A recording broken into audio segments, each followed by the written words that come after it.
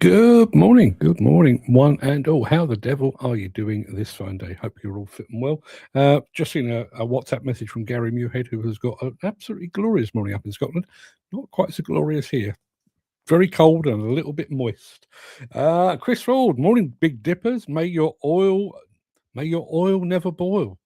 Well, thank you for that. That might be the greeting of the day. Peter McKenna is back with us. Morning, Peter. Good of you to join us. I can press your respective buttons over on my Stream Deck just as soon as I remember how to work it. How are we doing this morning? I've already seen Gary going through the chat, and I think I saw Dan Cullen as well.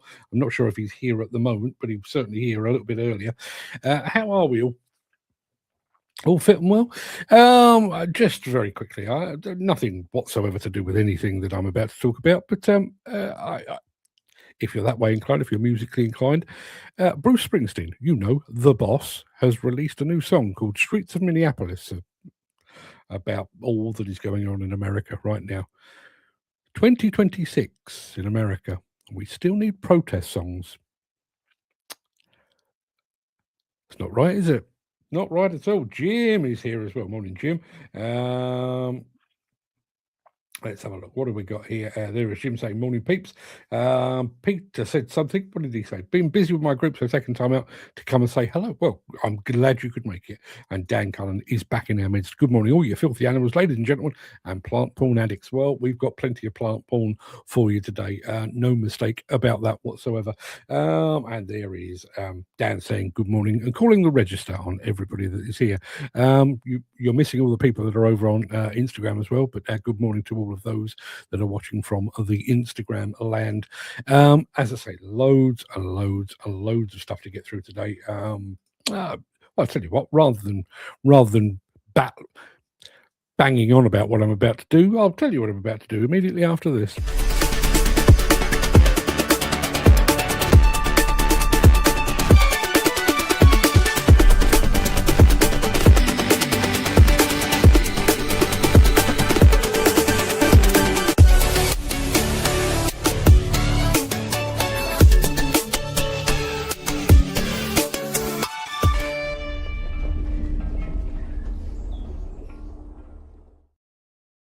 Gary Muirhead on Fine Film this morning. My friend Tony told me never say my name backwards, and I said, why not? Well done. Dan saying, I'm not worried about Instagram. Well, I wouldn't say I'm worried about it, but I would tell you this, it is our biggest audience. We've got whatever it is, 125,000 odd, no, more than that, 149,000 odd people over on Instagram that they hang on my every word. That's not true at all, but they pitch up occasionally. It is Thursday, the 29th of January. You know how January seems to have been running for the last, 3 or 4 years? It's nearly over. It is Thursday, the 29th of January. Welcome to the Breakfast Show. I am your host, Mark Anthony, the Walrus of Demolition, the Lord High Chancellor of live streaming, and the authentic voice of the global demolition industry. In today's show, got a treat for you early doors. Big cat dozers in action. Kobelco reaches high in demolition. The hills are alive with the sound of Volvo. And in the latest episode of our Voyage to Vegas series, we are getting SAW. That's SAW with Kemroc and my mate Arsene. You'll get, if you're still here when that comes around, then you'll get to see that. Plus, in today's edition of Mark's Morning Monologue, the digital divide. And our friend Mr. Norton has just arrived. Morning, Mick. How are you doing, my friend? How is Wakefield today? Have you got sunshine? Have you got mist? I know several people have got mist this morning. Let us know. We'd like to keep a track of exactly what's going on in the world. I tell you what, let's crack on. We're gonna do a bit of cat pulverizers, and then we're gonna do cat dozers. This is not favouring cat. It's just how the cards fell. So pulverizers first, dozers second.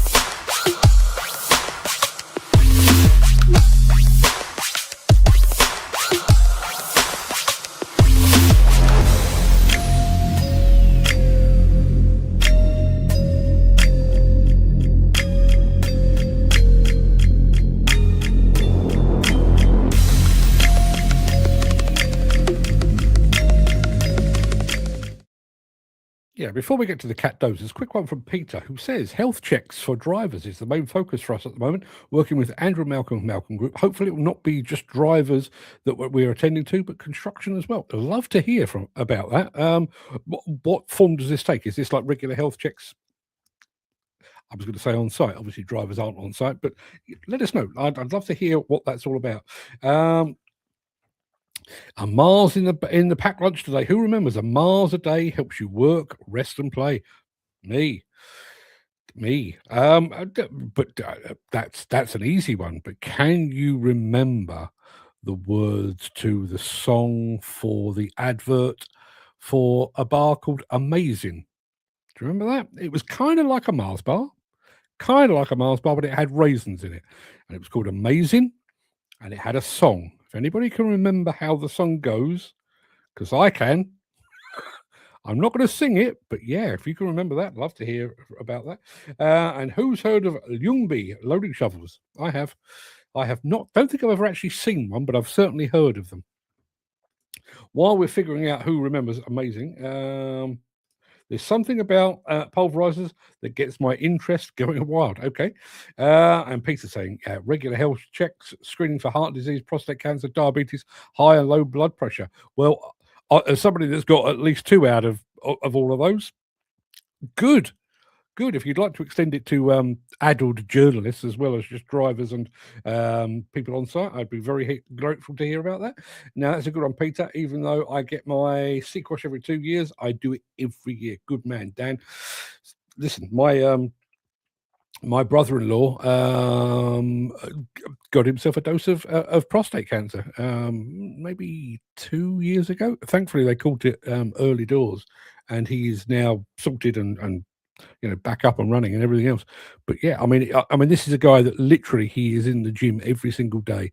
He's slim, he's fit, eats healthily and everything else. Yeah, got him as well. So guys, pay attention to your health. And Ken Hatcher has arrived. Let me press Ken's button. Ken, you've arrived just in time for the Cat Dozer Spectacular. Sit back and enjoy this.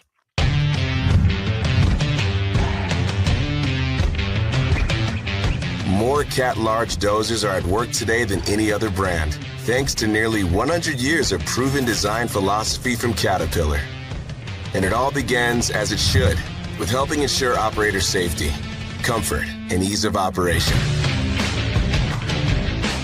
With an improved cab for maximum comfort, an improved operator interface with updated screens, and numerous safety and operator enhancements, including better visibility, improved access and egress, and greater situational awareness. It's just like sitting back in a lazy boy recliner and working, getting paid for it. It's operator friendly. I love the cab. The controls is perfect, the way they got them set. I mean, everything on this is right. Somebody really went to the ends for this dozer. I love it. The next Cat design principle is to help ensure Cat dozers provide high productivity, regardless of your application. And this is possible thanks to engineering innovations like load sensing hydraulics, advanced blade technology for improved loadability, operator assist features for greater productivity and efficiency, a stator clutch torque converter for maximum torque where you need it, but more efficiency at lighter loads, plus an improved electronics platform to help monitor machine performance and easily tailor it for specific tasks. We've had it in a variety of extreme conditions. We've had it pushing at 1,500 meters above sea level. We've had it in rock quarries. We've put it in permafrost. The central aspect of any Caterpillar design, though, is technology. Developing and taking advantage of the latest advancements, like seamless integration of machine technologies and factory-installed options for remote control and semi-autonomous operations. Dozers give us all of our information, our pad grade, our elevations, our topicals, our benches, buck walls, everything that we need to use to run down here so that our walls and all of our stuff is on like they're supposed to be. Among material movers, Cat Large dozers provide the industry's lowest cost of ownership. Why? Because that's how we design them, for easier maintenance and service. And we build them using all Cat components, so you get industry-leading performance and availability, plus the full support of our global dealer network. Cat Large dozers are also designed and built to go the distance. Cat certified rebuilds deliver high reliability, like new performance, and up to 5 lifetimes for machines and major components, and at a fraction of machine replacement cost. Caterpillar equipment does last a long time. We have had dozers that worked hard for 40 years.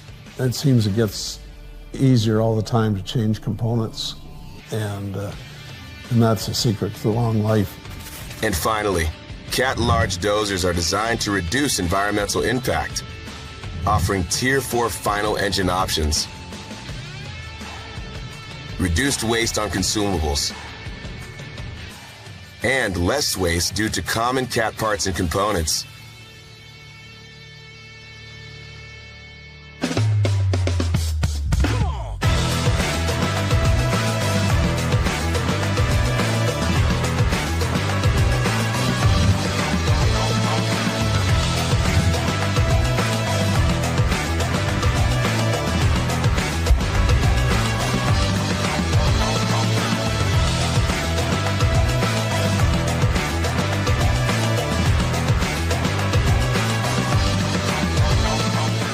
Cat Large dozers, designed to be safer, more productive, more advanced, easier to maintain, and built to go the distance.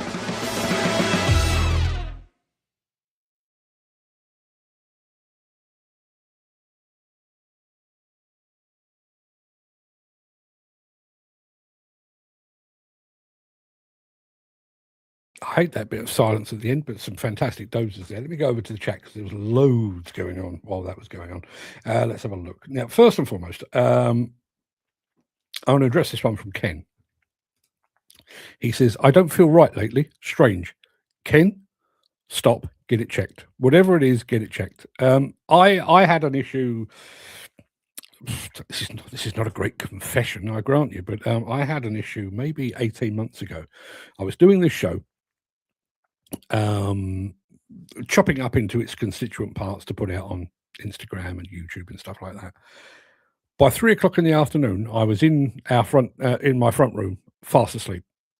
Literally couldn't keep my eyes open. I'd have lunch, conk out. Turns out I was lacking in vitamin D, I think it was, or D12.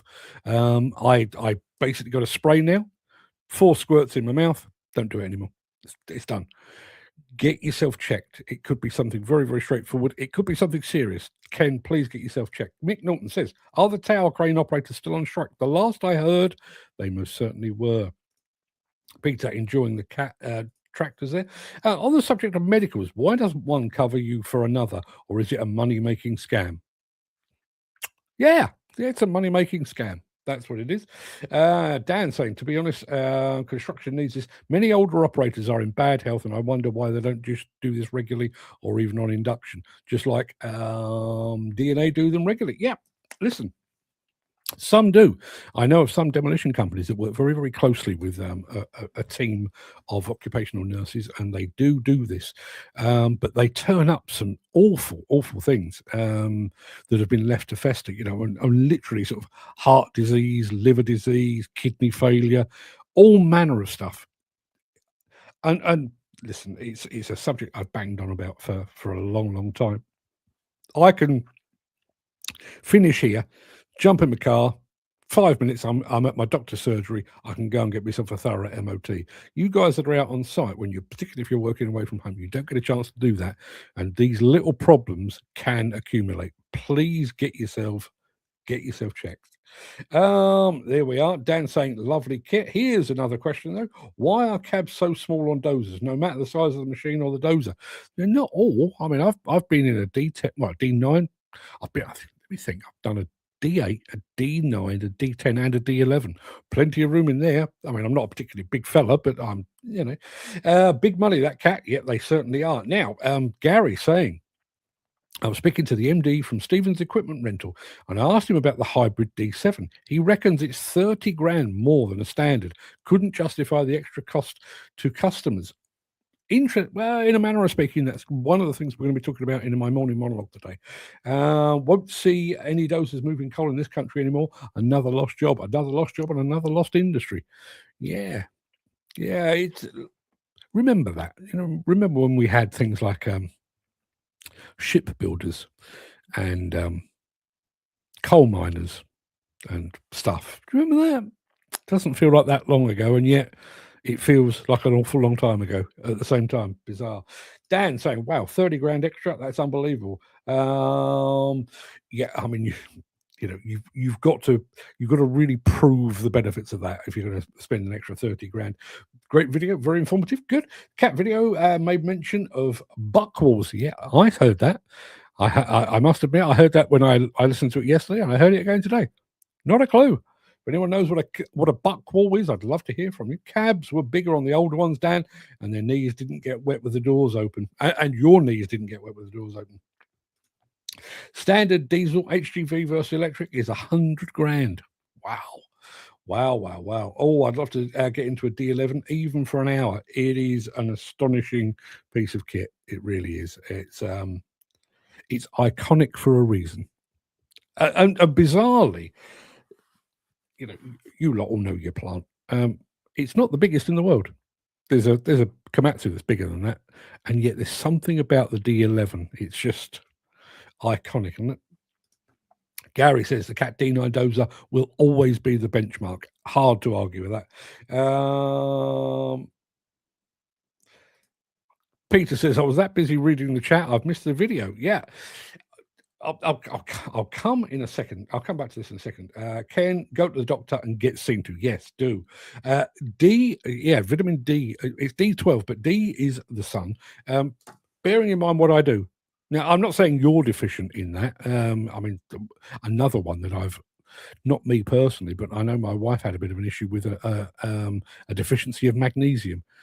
Sorted that out, just a tablet every once in a while. Good to go. It could be something minor, but do get yourself checked.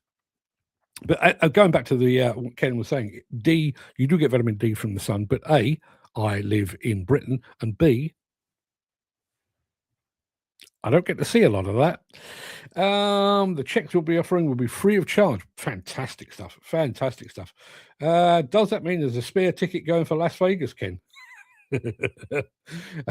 I think you'd have plenty of takers if there were. Let's have a look. Mark Whiting has just joined us. Morning, Mark. Let me very quickly press your button because I can do that. Let's have a look. Ken Hatcher saying, what is Ken Hatcher saying? I've pressed the wrong button. 30 grand's not a lot on those dozers. They'll cost millions. Still an additional though, isn't it? Our friend Jamie, good morning to you, my friend. How you doing, mate? Good to see you here. Glad you could join us. Dan, dozer cabs are like what the wife says. It's perfectly small but perfectly formed. Now, I was planning to do a bit of a spoof today. Well, I'll tell you what, I'll do what I was going to do, and then I'll do the real thing. So stick with me for 15 seconds.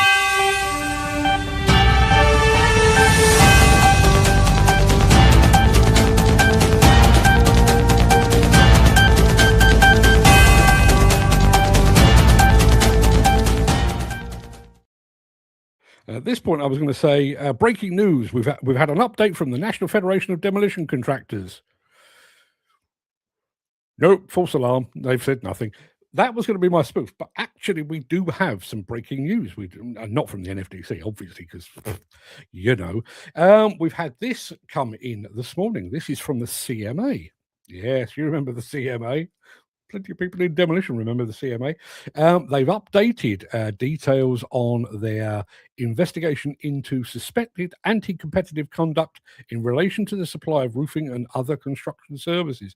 I won't bore you with the whole details of it, but they started an investigation back in December 2024. They've just announced that they are going on with a further investigation, including additional evidence gathering, analysis, and review. Yeah, if you are in the supply of roofing and you have come under the spotlight from the CMA, then be afraid. Be very afraid. This is just the beginning. What have we got here? Dan saying, morning, Jamie. Better watch. Someone will say it's real. Morning, Jamie. You must have a natural magnetic draw towards dozers. Yeah, could well be, couldn't it? Put a dozer on, Jamie pops out of the woodwork. Fantastic. Yep, a few companies will be involved in that. Yeah, I mean, they're just basically, yeah. If you were working with a CMA, would you not just go from niche within construction, demolition and roofing and groundworks and plant and housing? Would you not just go from sector to sector to sector, pick up, tens of millions of pounds in fine, and then when you've done all of the sectors, go back to the beginning and start again? Full-time job for some, well, not just for somebody, but for many somebodies. What have we got next? Oh, I know, we've got a bit of demolition featuring a Kobelco excavator after this. If you are enjoying this episode, please consider supporting the show. You can leave us a tip at buymeacoffee.com/demolition news. Yeah, there's a bit of explosive in this. There's a bit of Kobelco. What's not to love? Enjoy.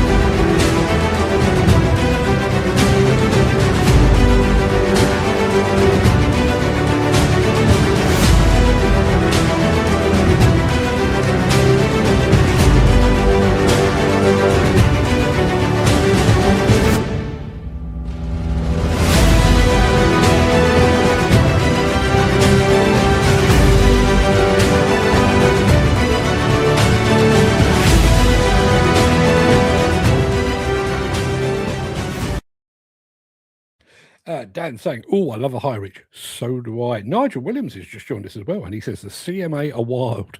It's like getting reamed out by HMRC. Good morning, Nigel. And yes, it is. Incidentally, your lunch, I don't know if it was yesterday or the day before, the cod roe, the saveloy, and the chips. Literally sat here licking my lips. I was absolutely true. Let's have a look. Yeah, Dan says, if memory serves me right, 3 companies paid a fine before they got released, a few million, but not as much as the demo one. Yeah, in actual fact, that was the house builders. I think there was 8 involved, and they coughed up. They agreed to cough up 100 million quid, basically to make the CMA stop digging. How much were they facing in fines if they were willing to just cough up 100 million? Yeah. Mick Norton says, I recently developed a swollen left leg after a 400-mile round trip in the car. Daughter forced me to attend a GP. Diagnosed DVT, that's the deep vein thrombosis, with blood clot in groin area, heading north. Get yourself checked when needed. Man alive. Yeah, do get yourself checked. There's a bit of DVT in my wife's family, so she does the whole compression socks and everything on long flights and what have you. Yeah, it's a real thing. Don't fanny about with that.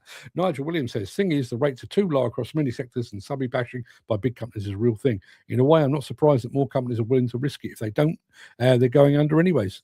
Yeah. Don't get me wrong. I mean, I do think a lot of the cause of these collusion and bid rigging things is pure greed. I do think it is pure greed. But I also think there's a degree of desperation about it. I do remember digging through the paperwork of the CMA's investigation into the demolition sector, and there was one demolition contractor who literally, in writing, was pleading with its co-conspirators to let them have a job because they needed it so badly. Now, the way they went about it and the circumstances that followed, Terrible, terrible, terrible. But if you're you're a multi-million-pound demolition company and you're pleading with your biggest competitors, let us have this job or we're going to the wall. Not good. Gary, the new NFDC logo, nil by mouth. I don't by somebody going like that. Cock the ear and nothing coming in. That's madness. They got away with it. If they'd done this, not get investigated more into collusion. Don't be a typical man and brush off any health concerns. Open your bloody gob and sort it. Prevention is better than cure, says Peter. It absolutely is. I mean, seriously, I realise I'm sounding like a bit of a soft twat here, but I only found out that I was diabetic after I got a whack on the head. They picked it up then. But in addition to that, I had a burst appendix, which I decided to just, I don't know, bite my tongue and carry on for about best part of 2 weeks before I finally collapsed and I was taken into hospital. And then, to make matters worse, I then got sepsis, which I dismissed entirely. If anyone's ever seen the outcome of people suffering from sepsis, I hope you've had your breakfast. Let me tell you very, very quickly. The first time I got sepsis, because I've had it twice, but the first time I got sepsis, I was that sick I couldn't even swallow water. I'd swallow it and it'd come back up again and everything else. And I woke up one morning and sort of ran my hand through my hair, and there was this like yellow ooze in my hair, or like in my hairline. And my youngest daughter walked past me, and I wouldn't say she gagged, but she went, I said, "What's up?" She said, "You smell dead." Sure enough, basically my organs were failing. I had sepsis.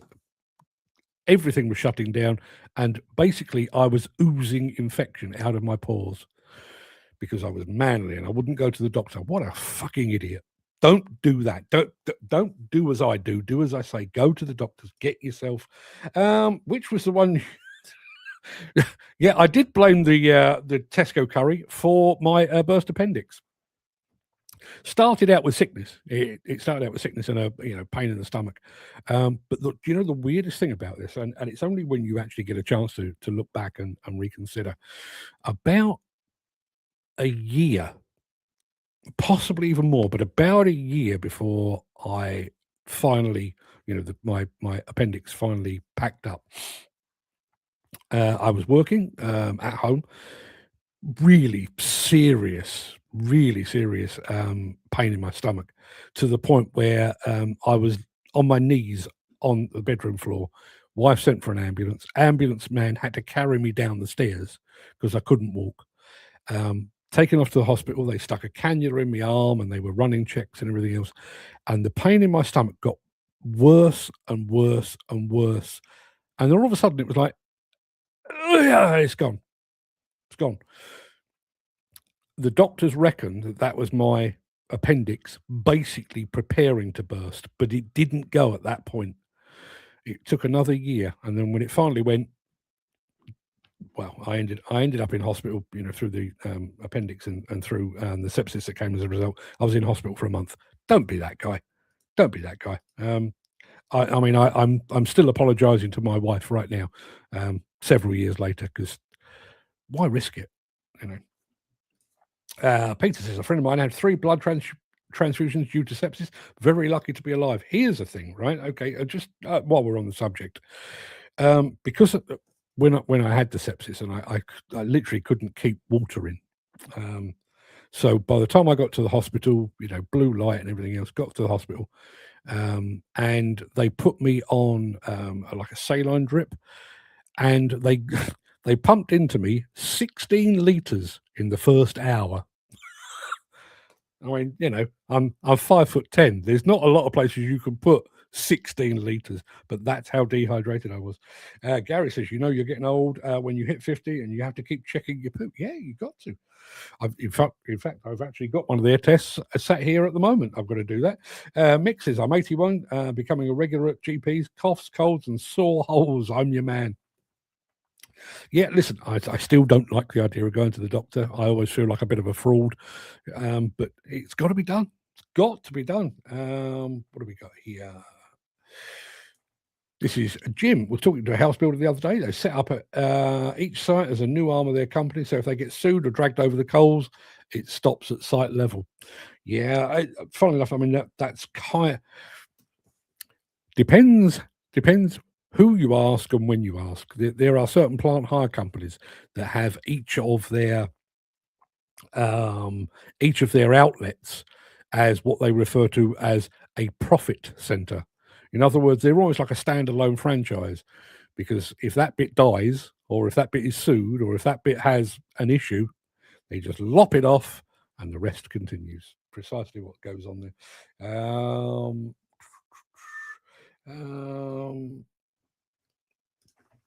Dan says the hard part is trying to get appointments at my local doctor isn't open on a Saturday. I listen, I know it's hard. And I know it costs money, but for fuck's sake, take a day off or take a morning off. You know, if you're working in Slough now and you're living in Watford, you can afford a half day. Get it done. Get it sorted. Urine is the best one to keep an eye on. I do that. Very, very conscious these days of my my hydration levels. I drink I have a cup of coffee when I wake up and drink quite a lot of tea, but I'm forcing myself to drink water because it's an issue. And Dan saying, wow, you're 81, Mick. Yeah, he really is. Which is why he reminisces about, darkest Africa back in the 70s, because he was there. He did that. Something a little lighter for you in a second. The hills are alive with the sound of Volvo after this. Since the finance bill came into effect in April, the construction industry has seen a surge of fuel thefts. The rising cost of living has placed an additional risk of theft by employees and contractors, as well as opportunistic thieves. By using diesel dye and placing warnings of its use, you are sending a clear message that this is your fuel.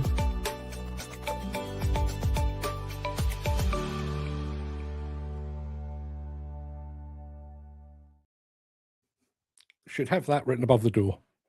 Gary, well said. Get checked, lads. We'd rather be talking to you than about you. Yeah. Please don't make me write your obituaries. I'm quite good at them. I've done a lot of them, but don't make me write them. Do me a favour, and I've said it as a personal challenge. Outlive me, would you? I want a group of people to say, that Mark Anthony, what a guy he was. Wow. Oh, we're going to miss the breakfast show. What a chap he was. Outlive me, please. Nigel Williams says private GP all the way. Not cheap, but not a bad idea. Dan, I get very conscious of my water intake. Yeah, it's got to be done. Jamie says, I've got health insurance which comes with a free GP service, which I really ought to use. I have no excuses. Getting to the GP is no longer an excuse. And don't kid yourself, Jamie. I know you're way, way younger than I am. Don't kid yourself. It will creep up on you. Aside from the fact that I was diagnosed with very, very mild asthma at the age of 18 or thereabouts, I basically did 45 years, maybe even a little bit more than that. No, more like 50 years. I did 50 years on God's green earth without I'd go to the doctors with a sore throat or whatever it might be, had my tonsils out. But apart from that, I had no medical issues whatsoever. And all of a sudden, bits started to fall off, and I could have prevented some of that had I been paying closer attention. So don't kid yourself into thinking you're young, because you won't be forever. Dan says, well, I'd be saying what a gentleman was, Mr. Anthony. Great friend and very intuitive. Thank you very much indeed, Dan. If you could see your way writing that on a eulogy, I'd be very grateful. Now, we've all seen the film. Listen, every Christmas it's on. We've all seen the film. There are Nazis, there are children, and over the hills comes Julie Andrews singing The Hills Are Alive with the sound of Volvo. I'm Mike, a dumper operator at Svitelski. We're in Kutai at 2,200 meters working on the final stretch.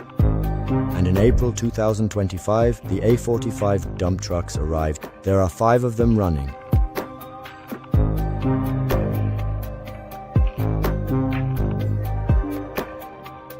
I drive the A45. I drive to the 2B material, which is loaded by the loader. When the dumper is full, it carries about 42 tons.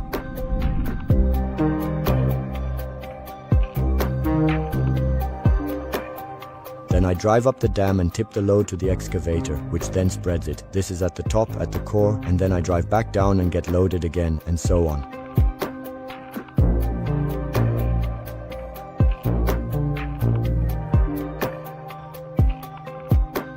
The comfort in the dumper is very good. Driving the A45 is really pleasant, especially in winter, when the risk of slipping is quite high.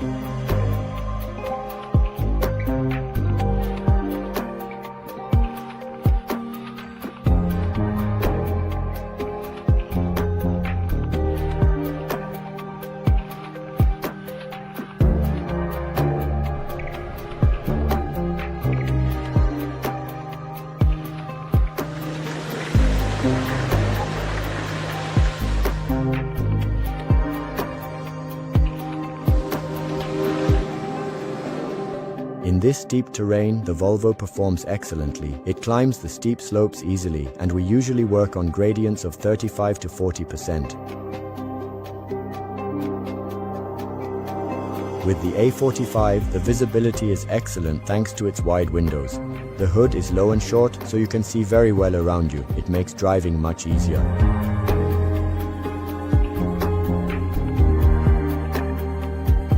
The lighting on the A45 is also excellent thanks to the new LED headlights. They provide very good visibility.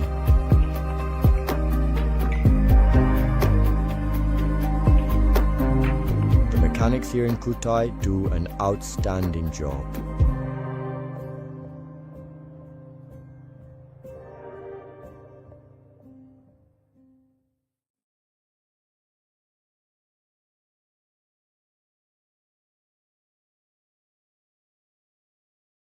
Looks chilly but beautiful, as Dan Cullen says.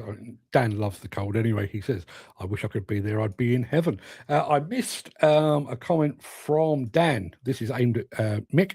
I'd like to sit down and listen to your stories, Mick. I'd say you have a few just to share. Yeah, don't forget Mick is of the industry, but he's also ex-military as well. Loads and loads of stories to share. Nigel Williams.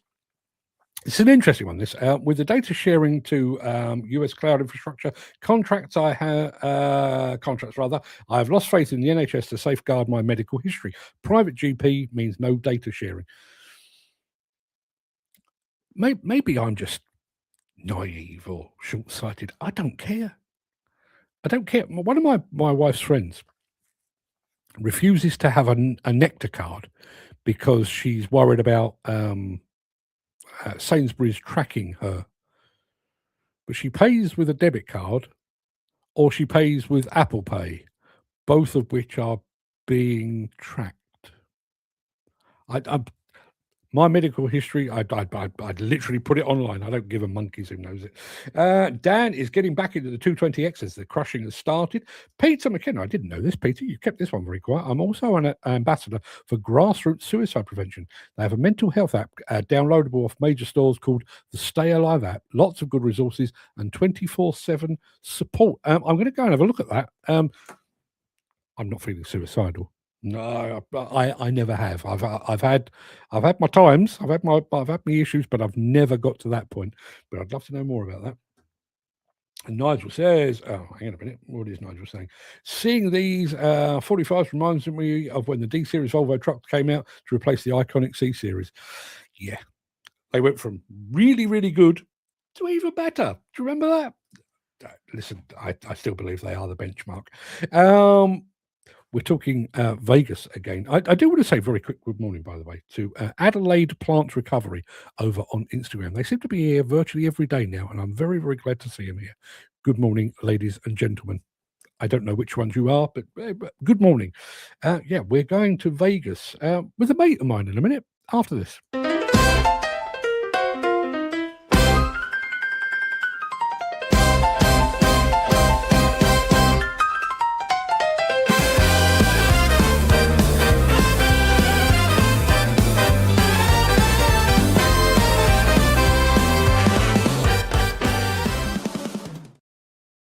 So you remember last year when I was swanning about Italy, eating pasta and pizza too, like a starving man. I was studying the Italian demolition industry. I was. One of the guys that was on the trip with me was a guy called Arsene Lucas, who works for Kemroc.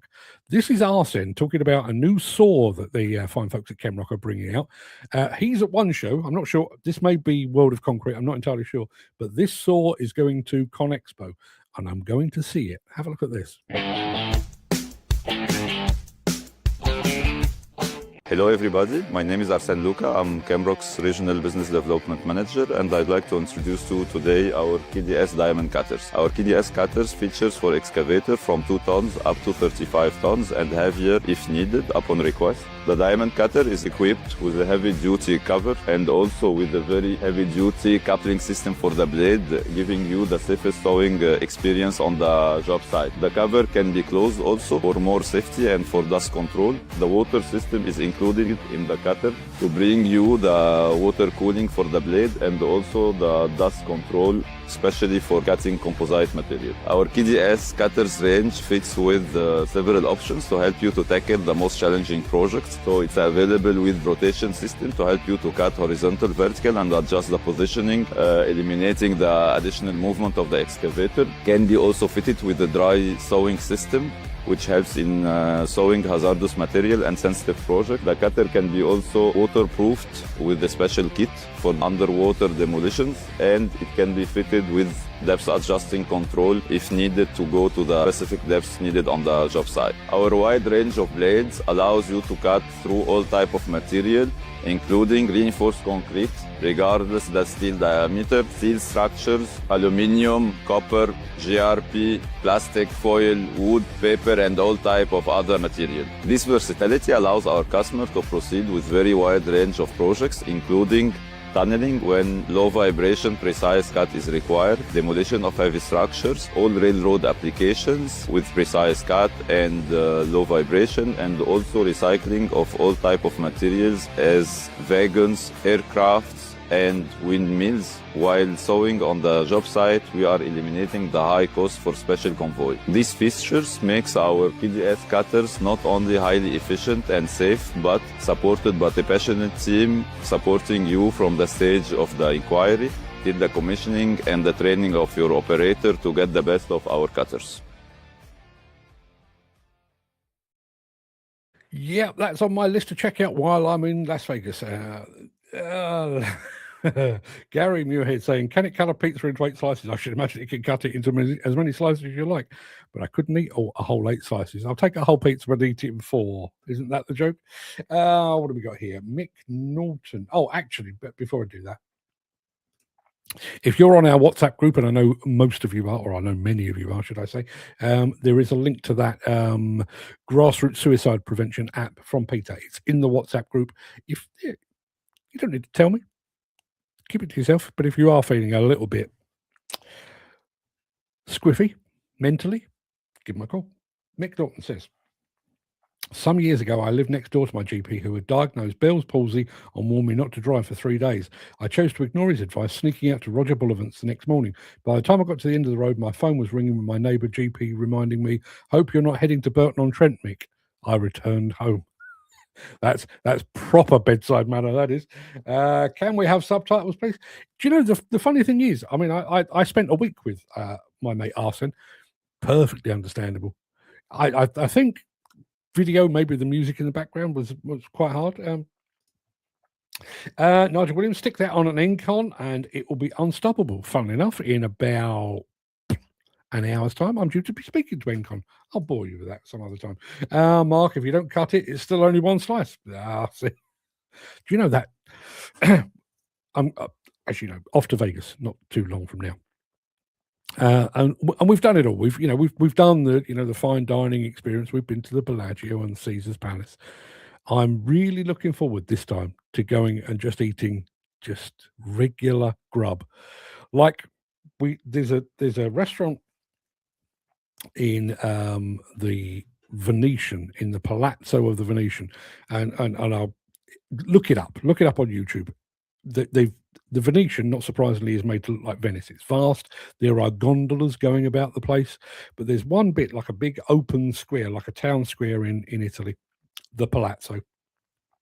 They've even got the roof painted like the sky, and it gets darker and lighter and all the things. There's an Italian restaurant there that does phenomenally good pizza. Proper Italian pizza, but relocated to Las Vegas. And I've generally been there virtually every time I've ever been to Vegas. Not going this time. I'm going to go and find myself a proper down and dirty slice of margarita pizza down the strip somewhere, because I fancy a bit of that. If you watch Beard Meets Food, folding a pizza in half is the way forward. He's quite the guy, isn't he? How is he still that slim? Because there's not much of him, is there? But man, I'm not alive, can he eat? I have a wine glass that takes a whole bottle. Still only one glass. Not entirely sure the local constabulary would see it quite that way, but I take your point. That pretty much wraps up the main part of this morning show. I'm going to roll the outro in just a second before leaping gazelle-like over into my morning monologue. If you can't stick around for that, please stay safe. Look after yourself, your family, your friends, and your colleagues. Hope to see you again very soon. But if you do have the time and the inclination, I will be back immediately after this.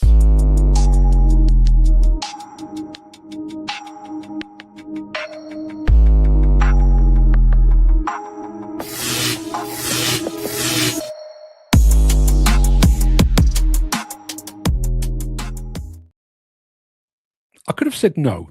I could have dug my heels in. I could have drawn a line in the sand and refused to move beyond it. If I had, I'd now be sitting in an office, dressed in a suit, a shirt and a tie. In front of me, there'd be a manual typewriter and a landline telephone. My words would appear roughly once a month, on paper, in a magazine that had to be sent to readers through the post. And if those readers wanted to comment on my article, they'd have to write me a letter and wait for the postman to deliver it to my door. But I didn't dig my heels in. When I was offered a laptop computer, I seized upon it. When I had the chance to have an email address, I took it. I had a car phone and then a mobile phone. I've long since ditched the formal attire of an office worker, and I can now put my words in front of readers and viewers in an instant, often several times a day. Now, I don't consider myself a pioneer, but each time advances have offered me a chance to do my job more efficiently, more quickly, and more directly, I've seized that opportunity and run with it. Most recently, when fate forced me to ditch magazine publishing at the ripe old age of 55, live streaming gave me both a lifeline and a future. And at no point along my technological journey did I pick and choose. I didn't adopt email but decline the use of a mobile phone. I didn't buy a laptop but then eschew the joys of the internet. And yet in the demolition construction industry, we take a rather more selective attitude to advances and developments. We're picky, finicky even. When hydraulics gave us an alternative to clunky mechanical systems, we grabbed them with both hands. Possibly because some of us harboured dreams of becoming fighter pilots, we were similarly eager to embrace drone surveys. Like me, the industry dropped typewriters for computers and we abandoned landlines for cellular connectivity. We dropped water cooler conversations for Zoom meetings. Briefcases gave way to backpacks. Suits were superseded by chinos and t-shirts. And COVID-19 proved to be the final nail in the coffin for rigid in-office presence and formality. So many changes, so many advances and developments in such a relatively short period of time. As an industry, we've repeatedly shown ourselves to be adaptable, eager to evolve, dynamic, forward-thinking. And yet there are advances that are seemingly considered a step too far, beyond the pale, unacceptable, even among our most future-focused. Take, for example, the contentious matter of electric equipment. Our lives run on electricity. We're surrounded by electric and electronic systems day and night, at home and in the workplace. Many of us have electric cars, some have electric bikes. And yet the notion of electric construction equipment is anathema. Now, yes, the cost of electric equipment is significantly higher than that of a diesel fuel machine. There are concerns with charging times, battery life, and a whole host of other perfectly justifiable concerns. But rather than giving electric equipment the benefit of the doubt and accepting that all new technology comes with its teething problems, it's as if the industry decided collectively to simply throw obstacles in the way of the electric switch. And bizarrely, some of those who are most vexed about the adoption of electric equipment point to hydrogen as the rightful heir to diesel's crown, even though hydrogen remains equally unproven in the field. We haven't yet figured out how to get it to site, how to store it, how much it's likely to cost. And yet hydrogen is put forward as an industry saviour, while electric, apparently, is the Antichrist. We can scan a site from the air using an unmanned drone. We can take that data and punch it into a GPS system that can tell an operator where to dig down to millimetre accuracy. We use driver aids to ensure that the operator doesn't dig too deep nor reach too high. And all of that comes at an additional cost that must be factored into project calculations. And yet, onboard cameras, object detection systems, and collision avoidance devices are apparently prohibitively expensive and unnecessary. Our communication systems are digital, our planning systems are digital, our machines are digital. We've long since recognised the speed and accuracy that digitisation provides. We've long enjoyed the searchability of digital data. We understand the benefits of having digital information that can be stored, interrogated, and consulted before, during, and after a project. And we're getting to grips with how digitisation allows us to identify and eradicate problems in design and construction long before they arise. And yet, risk assessments and method statements are written on paper. Site inductions are on bits of paper. Site plans are pinned to the wall of the site office in paper form. Accidents and near misses are recorded on scraps of paper. Digital devices like our smartphones and tablet computers can store gigabytes of information. And yet, even now, as an industry, we cling to ring binders filled with dog-eared sheets of paper that record the various activities on site. Isn't it weird that we can take a huge digital document that can be searched in nanoseconds and then print it out into a format that might take hours to read? Now, some of this selective adoption of technology likely comes down to cost. It's hard to justify spending twice as much on an electric mini excavator that needs an hour of R&R in the middle of a working shift. But there's more to it than that. Ours is an industry that is cautious. It's a sector that will happily surrender the first mover advantage for the security of a well-trodden path. Why be the first to charge into battle when you can hang back a bit until somebody else has penetrated the enemy's defences? What is strangest in all of this is that the demolition and construction industry often runs counter to the beliefs of those working within it. We arrive on site in hybrid vehicles that have been navigated by GPS and that are secured by advanced electronic anti-theft systems. That car has Bluetooth connectivity, ABS braking, electric windows, power steering, heated seats and air conditioning. And then we send men and women to work on machines in which all such luxuries have been deliberately omitted. It's like arriving on site in a top-of-the-range sports car and insisting that the workforce makes do with a horse and cart. And if you don't like it, you'd best break out your parchment and quill, because chances are no one is monitoring those newfangled emails. There you are. The digital divide. Hope you enjoyed it. What have we got over in the chat? Let's have a look.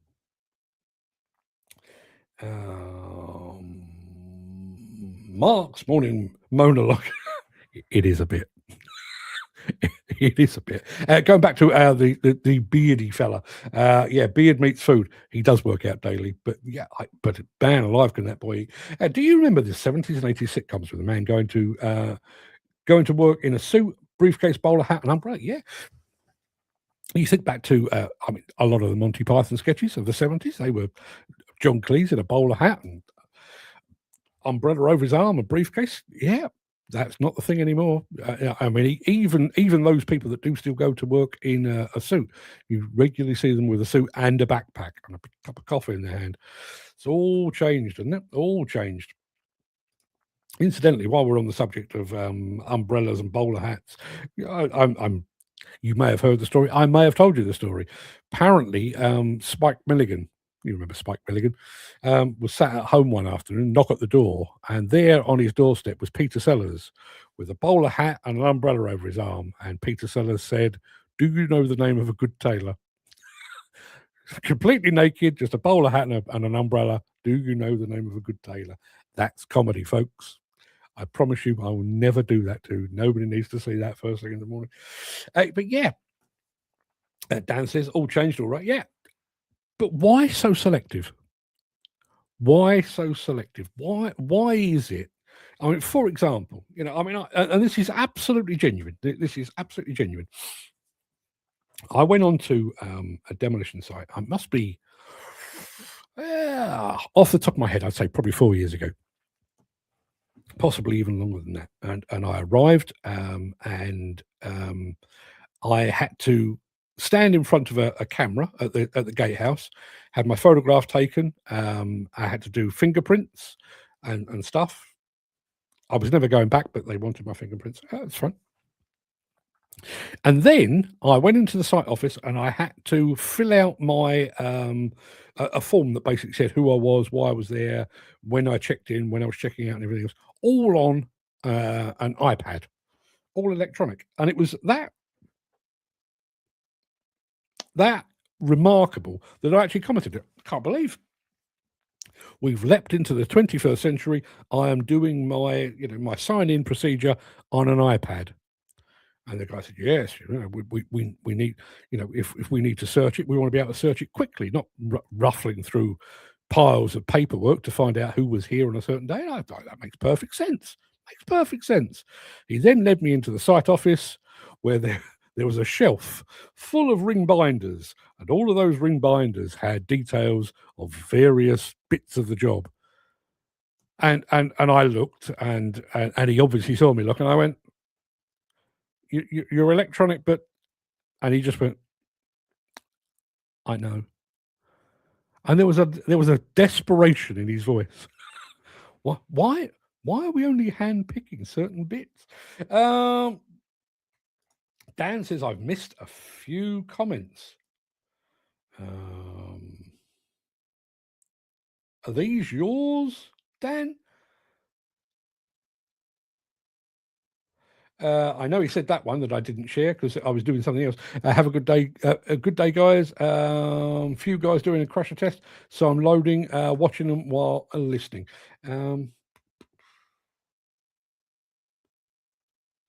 Can't see anything else, Dan.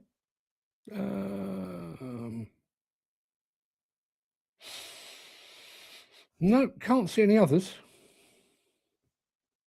If you'd like to resend anything that I've missed that is important, please do so. Please do so. So yeah, just going back to that whole digital divide thing. Imagine, I know I was doing it for comedic effect. Imagine if I'd done that.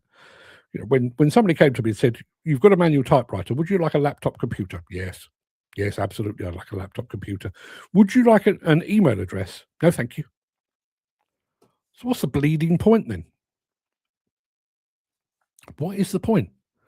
They all feed into each other. It's like saying, yes, I want drone surveys, and I want GPS to be able to lay out the plans for all of that, but then I want it to print it off so that I can go to the driver in the cab and hand him a big sheet of paper. What would be the point? And yet we do pick and choose. Now, apparently, it's not Dan's comments that I've missed. It is Peter's.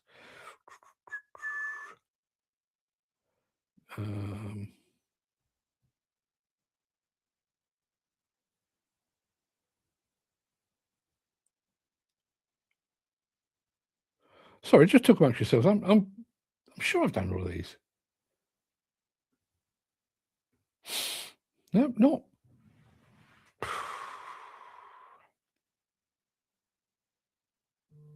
No, not seeing much there. My apologies if I have missed any comments. The problem is when you've got a busy show, and this show blows hot and cold, I'll be the first to admit it. When this show blows hot and cold, sometimes the chat goes past faster than I can see it, particularly over on Instagram, because it's constantly ticking up. And sometimes it ticks up like that. Can't find everything. So my apologies. And if I have missed anything of that is really noteworthy, send it to me in the WhatsApp group, and I promise that I'll bring it up again tomorrow. I remember when we used to fax everything over to people before email. I go back even further than that. When I first started work at a publishing company, we were still receiving telexes. Yeah, but faxes were bad. And I June 1990. I got married in May 1990. Went off on honeymoon. Came back to start work as a freelance. I basically quit my job, got married in the same week. Part of my deal was to have a fax machine at home. The problem was we were working with a lot of overseas companies, including a lot of companies in like the States and stuff. So you'd be, fast asleep, and you'd hear, that's my impression of a fax machine, and you'd get a fax, streamers of paper, middle of the bleeding night. That was always fun. Peter says you'll have to read my latest article on LinkedIn, Mark. I will do that. Dan says that was a great monologue. Thank you very much indeed. Hated fax, bloody awful. It was awful in so many ways. It was good for delivering. I had no problem with that. Very quickly, there's a ConExpo coming up. Okay. Here's a trip down memory lane rather, to show you how far we've come in terms of digitization and electrification and stuff. First ConExpo I did was around about 1987, 88 or thereabouts.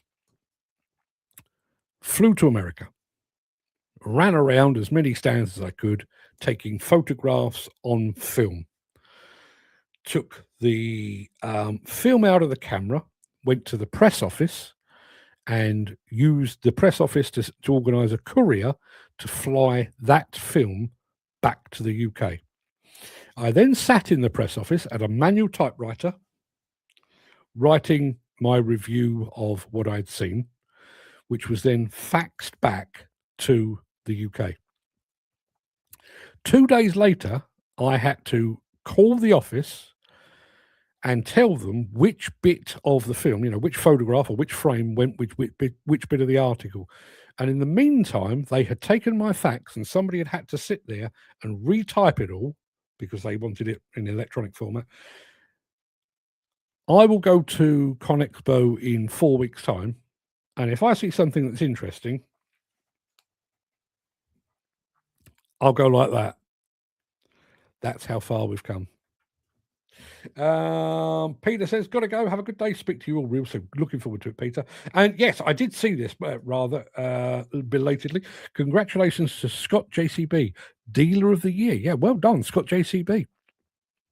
That is quite an accomplishment, bearing in mind, there are some very good JCB dealers out there, but Dealer of the Year, the mighty Scott JCB. Congratulations to all concerned. I tip my hat in your general direction. I need to get myself ready for my my chat with the fine folks at Encon, which will be happening in about half an hour's time. So everybody, go and have a fantastic day. Look after yourself. I'm going to reiterate this because I do believe it is important. If you're feeling a bit squiffy mentally, if you're feeling a bit squiffy physically, don't sit on it. Go do something about it. I want you all here for many years to come. Go and get yourself sorted. Speak to a doctor, speak to a specialist, get yourself sorted. Your health is more, whatever it is that you're doing right now, your health is more important. Whatever it is. I don't care what you're doing right now, your health is more important. So go and get yourself sorted. I shall be checking. I'll be back tomorrow if we get more of the same. Till then, everybody have a great day. See you soon.